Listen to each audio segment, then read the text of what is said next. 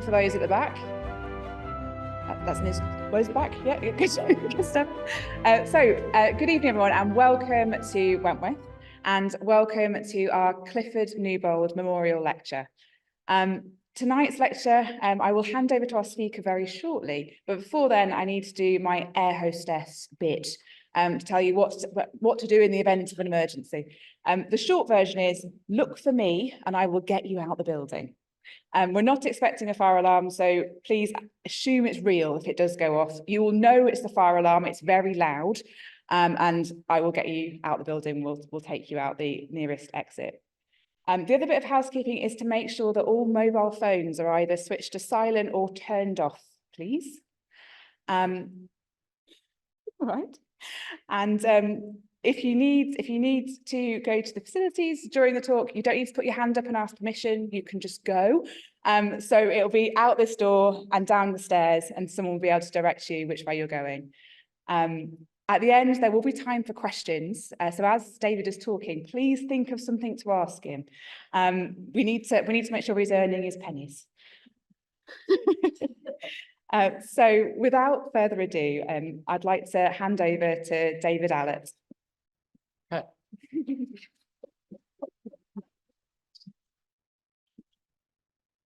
Right, ladies and gentlemen, I think it's very fitting that tonight for the Clifford Newbold Memorial Lecture, who I work for, gave me such a chance. I'm wearing his jacket.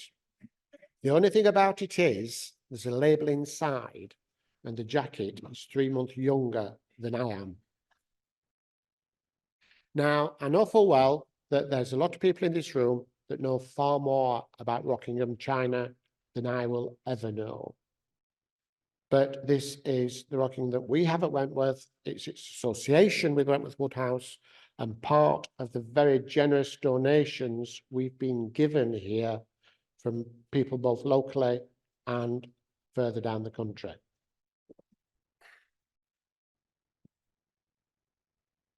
Rockingham Pottery and China was produced in Swinton on land owned by the first Marquess of Rockingham from the mid-1740s until the factory closed in 1842.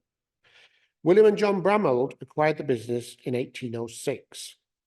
Fine-bone china was produced from 1826 after financial help from William IV Earl Fitzwilliam, who had inherited the Wentworth estates of his uncle Charles II Marquess of Rockingham in 1782. From 1806, Earl Fitzwilliam started subsidising the pottery, starting on the 23rd of December with £2,000. This created a special and personal relationship between the Bramold brothers and the Earl, which was to assume an increasing importance over the years. He encouraged his visitors to Wentworth Woodhouse to patronise the Swinton pottery with orders. On the 23rd of September 1809, Earl Fitzwilliam gave the Bramolds a loan of £10,000. That's what this document is here. And although the factory seemed to flourish, the Bramolds encountered many financial problems, and by the end of 1825, the company was facing bankruptcy with a loss of over 500 jobs, many of whom were tenants of Earl Fitzwilliam. Earl Fitzwilliam gave his support to the Bramolds on the 14th of April, 1826. It was to carry on the works at Swinton Pottery as a porcelain and earthenware manufacturer. It is thought that porcelain production had begun before 1825, as decorative china was sent to Wentworth Woodhouse on an invoice dated the 15th of August 1825, and porcelain is mentioned in the stock for sale advertisement of March 1826. The Bramolds' ambition was to produce the best of fine porcelain, which would attract the Earl's aristocratic and wealthy visitors, who he would then take on a visit to the pottery and hopefully place orders.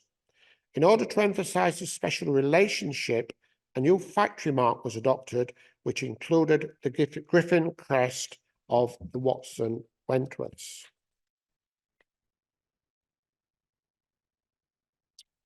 Wentworth family and the Swinton Potteries was named the Rockingham Works. The items bearing the factory's red griffin mark, manufactured between 1826 and 1830, are probably the Bramall's finest.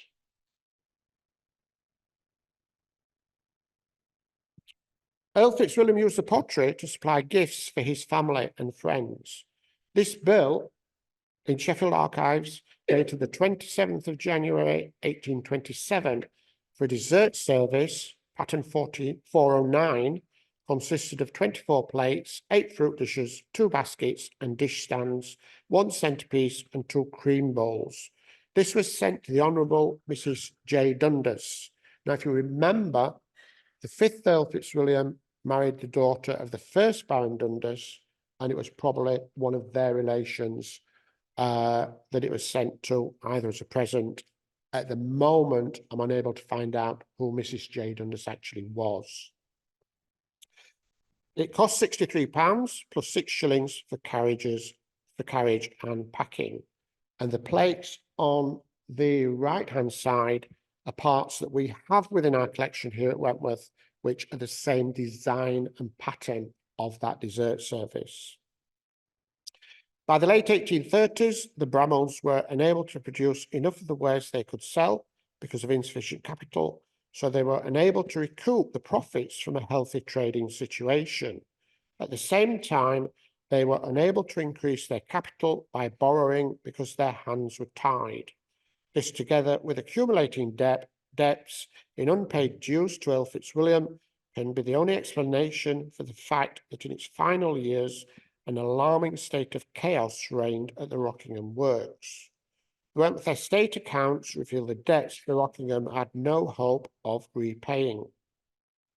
On the 30th June 1842, Swinton, their Bramall's mess, their arrears being an irrecoverable £13,180 and 10pence.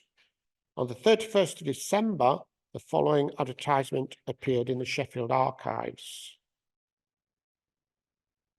The Rockingham Works near Swinton, sale of china and earthenware. The whole of the extensive stock is now on sale at the works at very reduced prices. Wholesalers and retail dealers may be supplied as well as private families. The history of the Bramall's proprietorship is a depressing account. You want some water? Recurrent financial failure. There is little doubt that without the continued assistance of the Fitzwilliams, the life of the Rockingham Works would have been considerably shorter. An achievement for which the Rockingham Pottery is widely known is the rich brown glaze stained with manganese and iron and commonly referred to as Rockingham glaze. This type of decoration was developed at Swinton as early as 1770 and extensively used after 1806. This brown glaze is especially associated with Rockingham teapots, originally called purple teapots. It's thought the name changed after Lady Rockingham ordered 18 purple teapots in October 1770. The tall baluster-shaped pots, now often incorrectly termed coffee pots, but clearly intended for tea, such as those in an invoice on 12th of May 1823. 6 Rockingham teapots, burnished gold-lettered, black and green, 3 sizes, size 3, 15 shillings. They were made by the Bramalls from the earliest years of their proprietorship.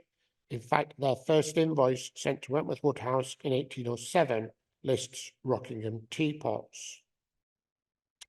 Cadogan pots, that one there, the one over there, the one in the centre over there.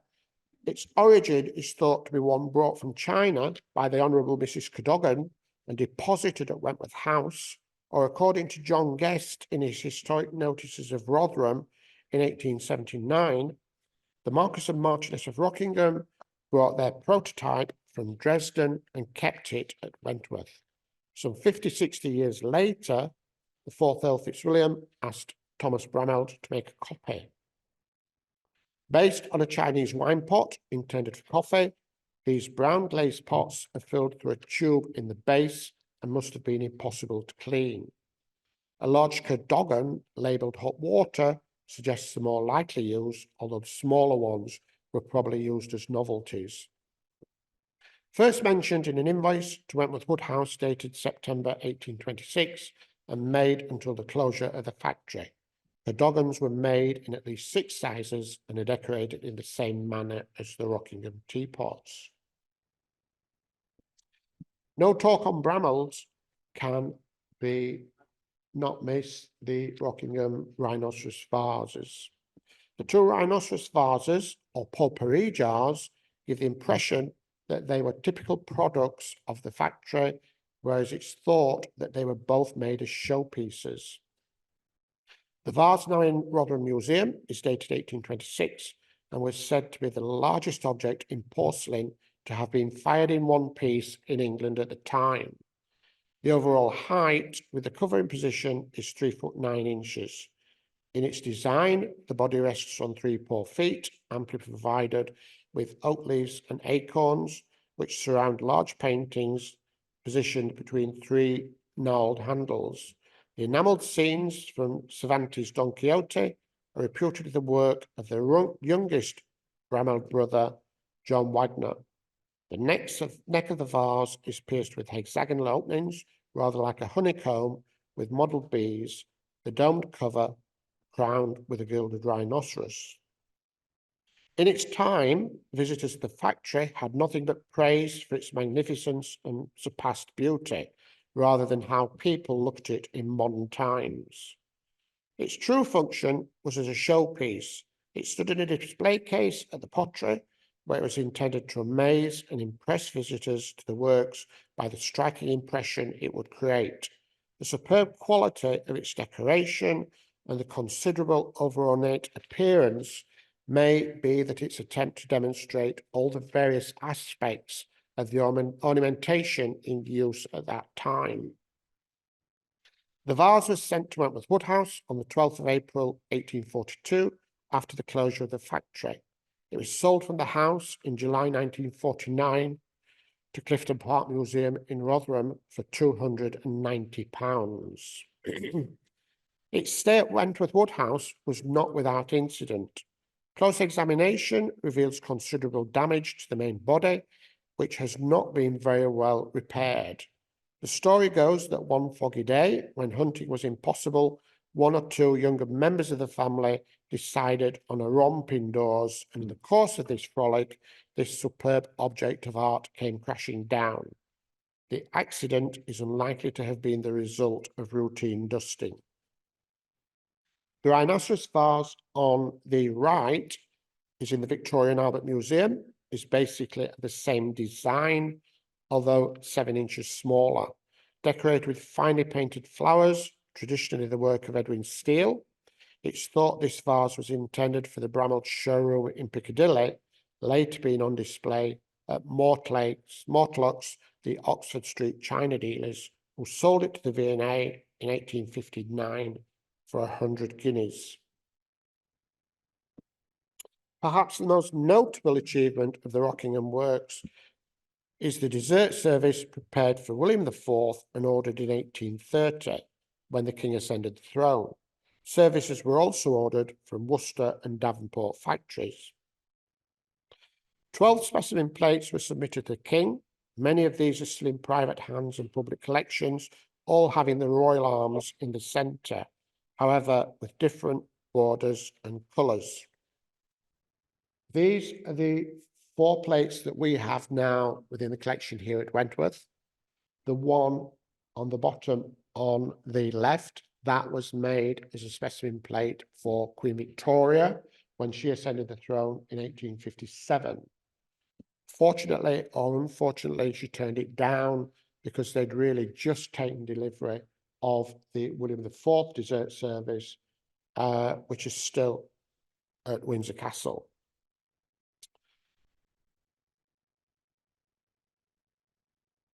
The king chose a light matte blue ground, described as Brunswick blue. That is the top set, the one on the left, enriched with the lattice work of raised gilt with the oak and acorn motifs, which has been its own suggestion. There was an internal border with red and white roses, thistles, shamrocks, and leeks painted in minute detail. These 6 specimen plates here are within a private collection, again all showing the royal arms, but the one on the top left has the initials of William IV and Queen Adelaide at the top of the plate.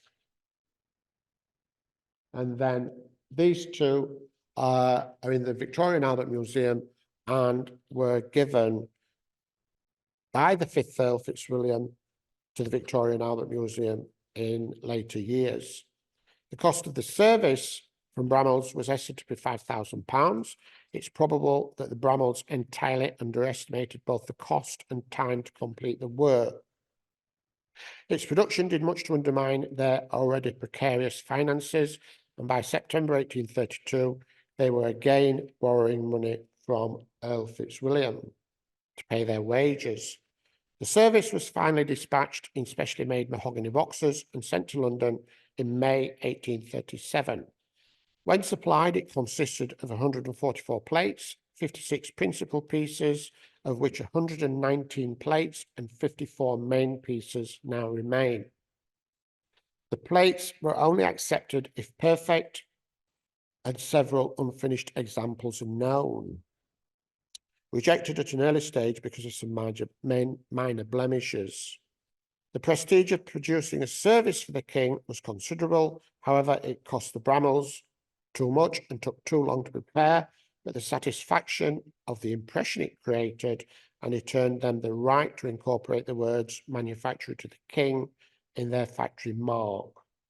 This is a plate, our plate that we have here at Wentworth, and a comport stand, again, which we have within our collection, and hopefully will be on display at some point. These mugs made of Rockingham china, these are within the private collection of a member of the Wentworth Fitzwilliam family. According to labels underneath, they were made and given at the works to Lady Alice Mary Wentworth Fitzwilliam and her sister, Lady Mary Wentworth Fitzwilliam, as children. I feel that somehow a generation has been skipped, and it should read Lady Anne Wentworth Fitzwilliam and Lady Mary Fitzwilliam, because Lady Alice M. Fitzwilliam was not born until 1849, and her sister, Lady Mary, was born in 1845, after the factory had closed, whereas Lady Anne was born in 1819 and Lady Mary was born in 1810. Later, they were given to their nephew, Eric Spencer, the 9th Earl Fitzwilliam, who left them to a distant cousin, hence them still be within the Wentworth Fitzwilliam family today. These card holders, the one showing Nostell Priory, the home of Charles Wynne, Esquire, that's on the right. The one on the left is Cusworth Hall, the home of William Wrightson, and the third one shows Sprotborough Hall, the home of the Copley family that was demolished in 1925. Again, the one of Nostell and Cusworth belong to a member of the family that has the two mugs before, whereas the Sprotborough one is part of our collection here at Wentworth. Some of the finest items were intended as a cabinet piece. With plates, it's difficult to decide, as some which appear too elaborate to use were intended to be of functional use, especially as dessert services. Certain teawares seem to have been intended for display rather than use and should be considered as cabinet pieces. Several types were made, including bucket-shaped examples. Another type of cup is modelled as a shell with a bright red coral handle, you see in the centre, the saucer moulded in the form of a scallop shell. The large mug, top row, centre and centre left, a racing trophy. The gilt inscription on its reverse dates the piece close to the 11th and 12th of October 1831. the date of the first race at Wath Races. The racecourse was situated on the boundary of Wath-Ponderne and Swinton, and it is appropriate that the Rockingham Works should be commissioned to make a prize cup at 4 guineas.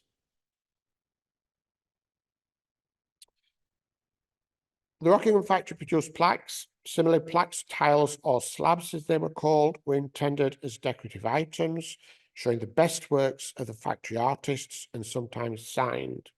They were usually sold unmounted, and usually they were displayed in heavy gilt frames. Hence, we've taken the frames off on the slides, but we have 2 on the display here still in their frames. This tall and impressive hexagonal vase is perhaps one of the Bramall's most pleasing designs. The inspiration being Oriental, hexagonal vases may have been among the first porcelain ones produced at Swinton, since some have the very rare early mark Bramall in puce script. This magnificent vase, 32 inches high, has a beige apricot ground colour on alternate panels, and its striking bird paintings on the others. Its 6 panels are alternate beige stroke apricot or painted with the birds, probably painted by John Randall, 1831-1835. One panel has a long-eared owl, the rest are exotic birds. This vase will be on display here at Wentworth as part of our forthcoming exhibition on Rockingham china. Swinton Pottery produced vases. Compared with many contemporary porcelain manufacturers, the range of vase shapes produced at the Rockingham Works was not extensive. Perhaps the most original of the designs for vases were the stalk-handled type. The characteristic features are the elastically shaped stalk-headed handles, sometimes with chased gilt feathers. A most curious pair of vases related designs with swan handles, not characteristically Rockingham forms, and the piercing around the rim is a very unusual feature on some wares for this factory. Other forms of vases were made, such as scroll-handled dewars that we have in the centre. Again, some of these will be on display in our forthcoming exhibition. Potpourri vases with pierced covers were amongst the more ornate and imaginative items made at the Rockingham Works. Perhaps the most handsome are the campana-shaped examples decorated on both sides, although others were produced with bulbous bodies and entwined rustic handles. If you think that pair of little vases is no more than 2.5 inches high, and the potpourri holder that's encrusted with flowers is literally about 3 inches high at the most. An awful lot of skilled work that went into them. Ornamental baskets were produced after 1830. These can be of superb quality. The best known of the baskets is the elongated octagonal type with cross rustic handles, and around the edge is a moulded border of primrose leaves. The centres often painted with named views. It is typical of the Rockingham Works that although they produced a relatively small range of shapes, familiar forms were subtly altered to create something different. If you look, the basket on the right-hand side shows Wentworth Woodhouse. On the left-hand side, the dish at the top again shows Wentworth Woodhouse, but the basket at the bottom, for those of you that live in Rotherham, that is East Woodhouse, which is down just by the centre of Rotherham. Now it's the Eastwood Trading Estate and a big housing estate that was built by John Carr for the Walker brothers and then demolished at some point later.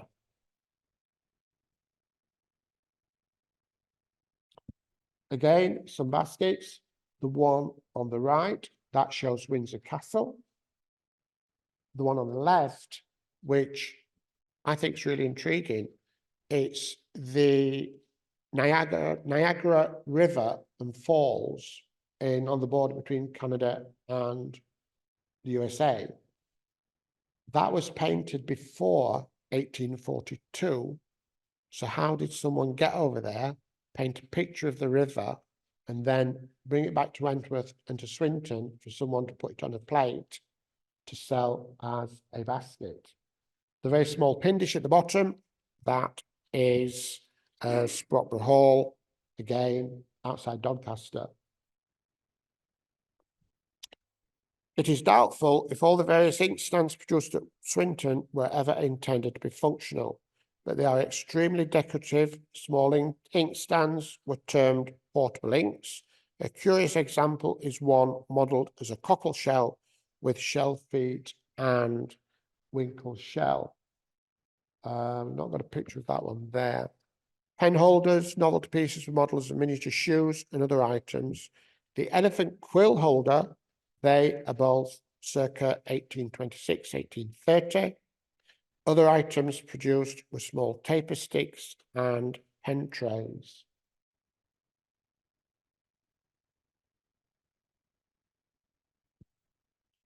Porcelain hunting cups or rhytons are rare survivors. These hunting cups are a rare survivor formed as well-modelled hounds or fox masks and are normally undecorated except for a band of gilt around the moulded collar. They found favour at Wentworth Woodhouse, probably due to the enthusiasm for fox hunting associated with this house. These show the black specks found in the factory's early porcelain, circa 1826 and 1830.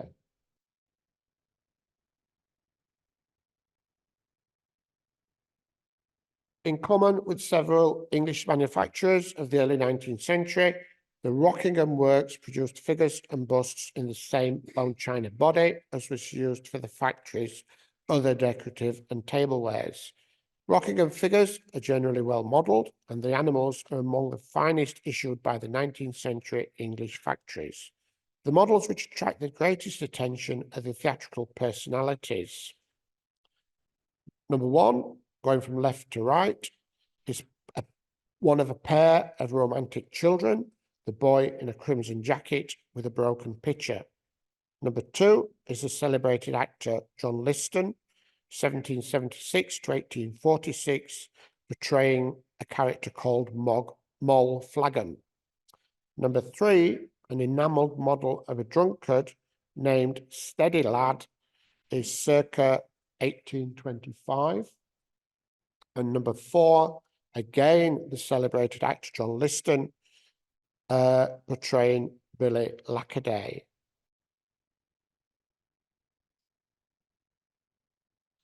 In biscuit porcelain, a limited range of busts of distinguished personages of the day were created, among which was Frederick, the Duke of York, 1763 to 1827, shown in Roman dress.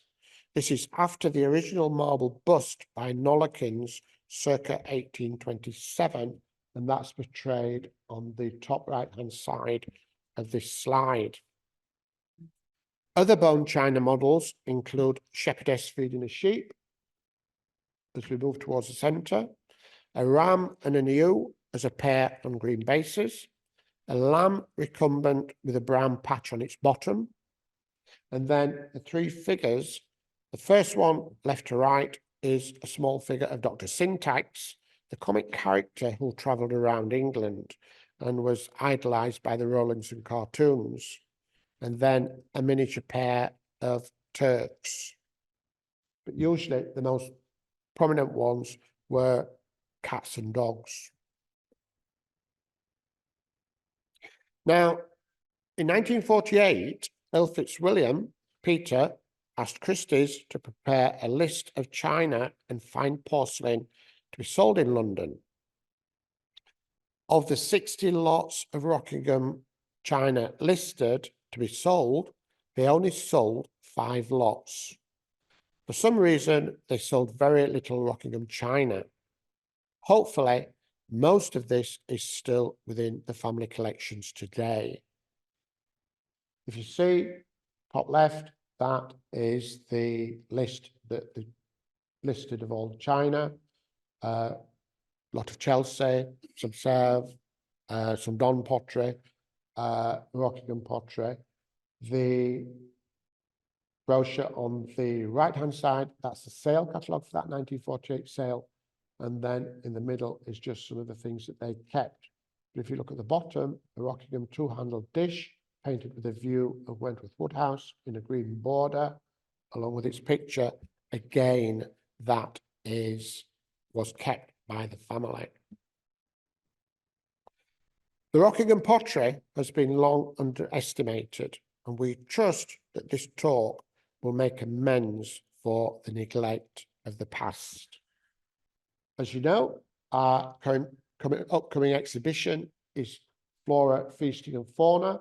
That will run from the 19th of March to the 23rd of June in the house here. One exhibition down in the painted drawing room, another one in the whistle jacket room, and then the final part here in the state dining room. Thank you.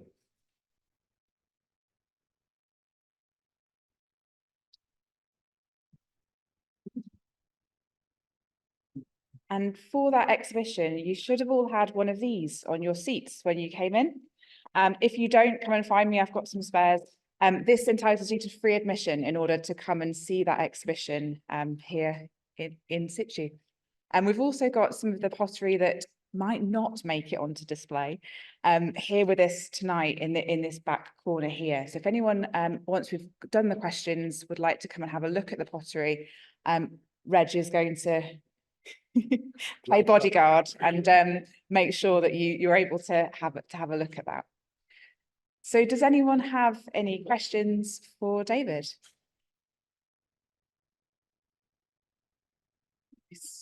Stunned. Oh, I see, you get away with it. I will replace that. That is why I don't go over there. There's always there.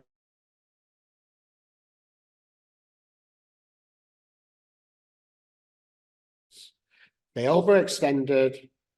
They didn't stay within the limits of their finances. Art was quality. It was all, as you've seen and you know, very fine china. They just never got the costings right. As to regards to clay, do you know, Reg? Local. He says local. Oh, yeah. Hang on, Mr. Leader's saying something different. What do you think?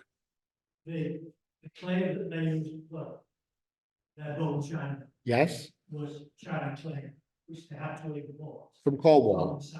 Right. Stuff they used early on in the 1700s may well have been local. Right. Okay. Yeah. Thank you. And I believe what you'll say. Can I say one of the issues with regard to their business was that they had warehouses on the continent and they would ship their products there, but they didn't ask for money in advance. So Catherine the Great benefited from a fantastic dessert service with her green frog emblem on it, and I don't think they were ever paid for that. So as businessmen, as you said, yeah, they were pretty bad at it. I think another issue is all the gold that you see on these pieces of china. The gold was obtained by an ultimate sovereign stand, gold sovereigns. So that's not a very economical way to do it. Money that was actually going into all this gold decoration. And they probably weren't charging reasonable. Yes, yeah. Yeah, thank you. Maybe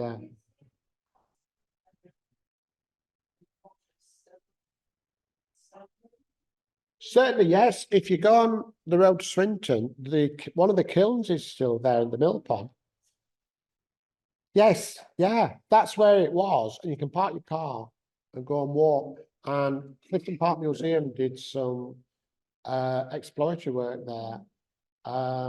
In fact, if you come for afternoon tea in the gallery here, in the cabinets down at the bottom of the gallery, which are full of Rockingham, again, local benefactors, there is some things that they dug up there around that Waterloo kiln on display. I need to give you this before you start, otherwise people online can't hear.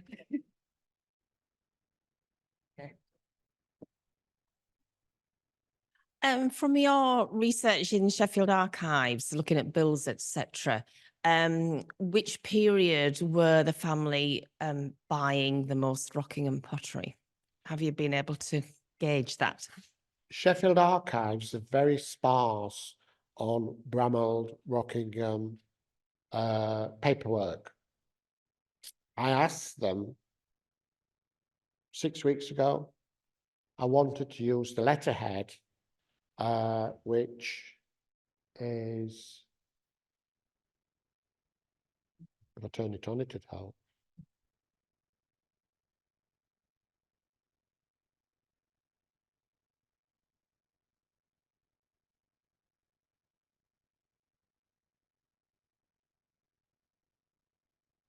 That letterhead I wanted to use, which is on this bill at the top left-hand corner. Until Monday, I'd photographed it out of a book. Sheffield Archives had looked around, we got the paperwork out, they couldn't find them. Fortunately, on Tuesday, Tim at Sheffield Archives, they'd got some vouchers for 1827 and 1838. And in the box of vouchers was the actual invoice. So it's referenced as Wentworth Woodhouse, WWM/V/1827, which is the year of the box. Sheffield Archives, we work very closely with them. They are absolutely amazing, the stuff that they've got there.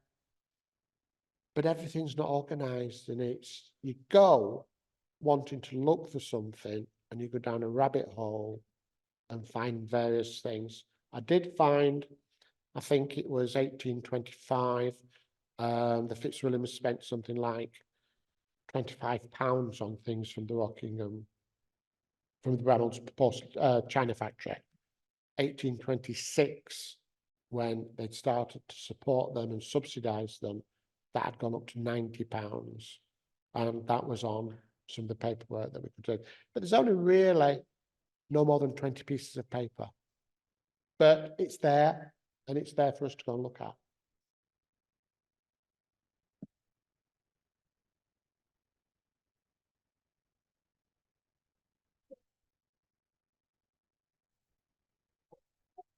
Oh, I'm glad it's not you.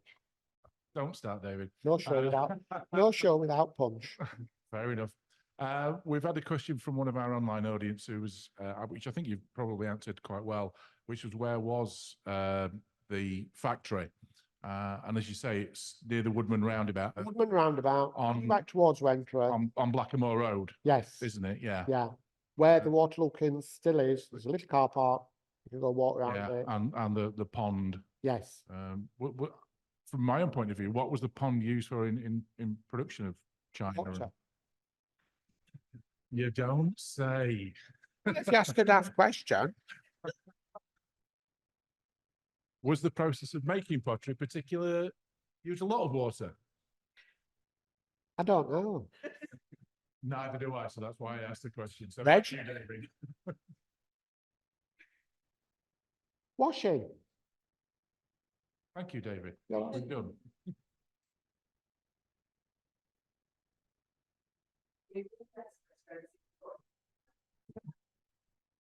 No, I'd like to say thank you for coming and thank you for listening. I found it enjoyable doing this research. This event tonight had sold out before I'd even started writing it. No pressure. I even sold it to the local Probus Club in Wombwell. Again, no pressure. But we got there in the end. Exhibition. Thank you.